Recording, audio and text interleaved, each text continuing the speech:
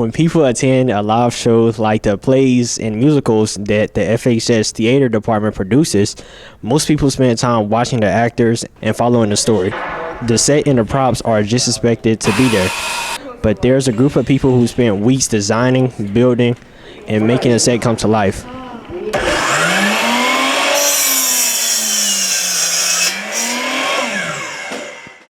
Tech theater takes as much time as the performance that goes on in front of the stage.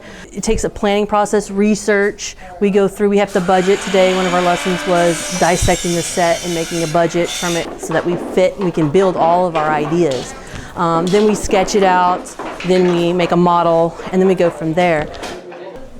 It's one thing to work it's one thing to work and have fun at the same time. I mean, while being safe, but it is really fun to be with friends at the same time. I think mainly it's using my hands that's new for me, since I'm not that much of a tactile person, but being able to translate a lot of the creative liberties I'm able to create in my head and put it out into a physical form has been good. I've learned how to use a drill, but I'm not very good, and I'm pretty sure Miss Custer has taken me off of drill duty in any sense. That a lot of work goes behind how we make the stage and what we do and how we build stuff and the lighting and the sounds. It's like, sure, when people are watching the show, all they see is the actors, but like you don't realize what goes on in the backstage and what the effort we put in and hard work.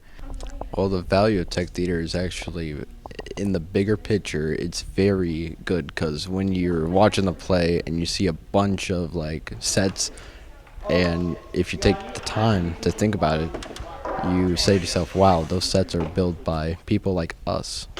So, yeah. The tech theater students are given the responsibility to put these sets together.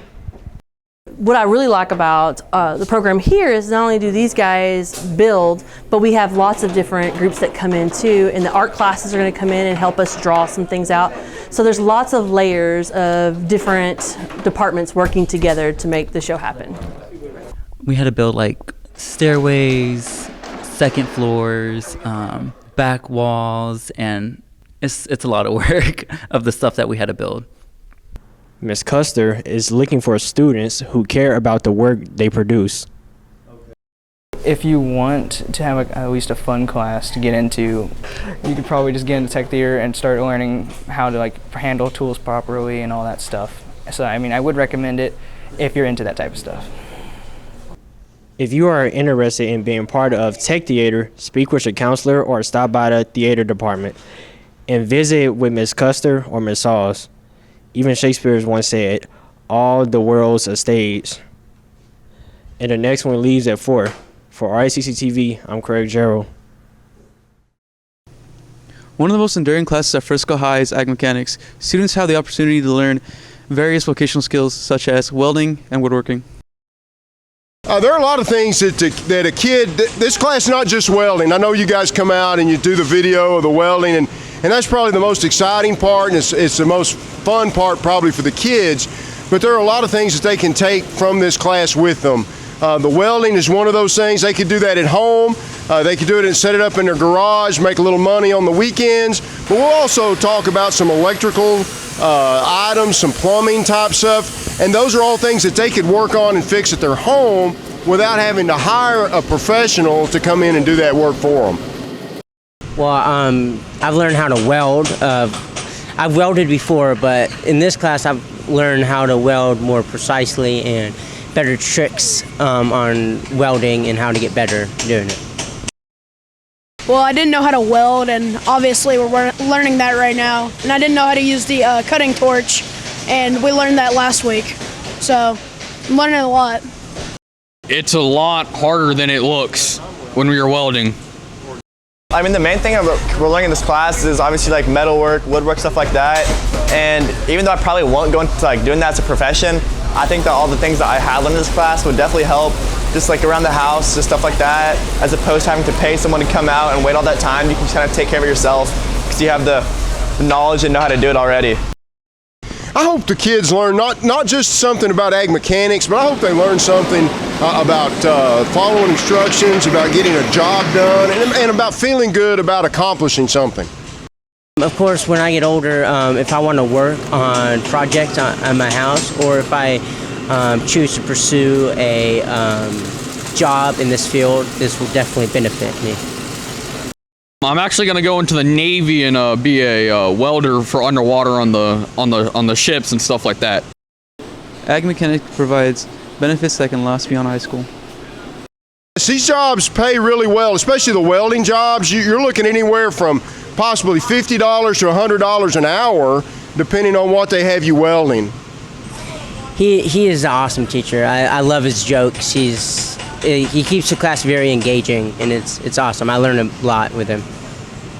I love the class. It's fun. We have a bunch of kids that I like hanging out with, and it's fun learning new stuff.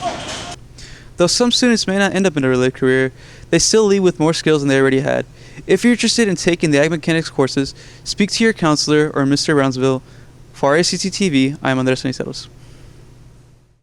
Whether the name is Santa Claus, Father Christmas, or Saint Nick, children around the world look forward to Christmas morning when they find presents waiting for them under the tree. But as we get older and wiser, we notice that some things simply don't add up. How did you discover the truth about Santa? How did you discover the truth about Santa? My dad sat me on his lap when I was like 6 or 7, and he told me the truth. So I still think Santa's real. Thank you. My cousin told me. He told me that he just straight up told me he wasn't real. So when I was like 5 or 6, I needed water, so I went downstairs, and my parents were like putting gifts under the tree, and I knew Santa wasn't real then. But I will tell you this, and I'm not even kidding. When my brother and I were little, we were sleeping on Christmas Eve, and we saw Santa putting the toys, and we were so scared that we saw him, we went back to bed.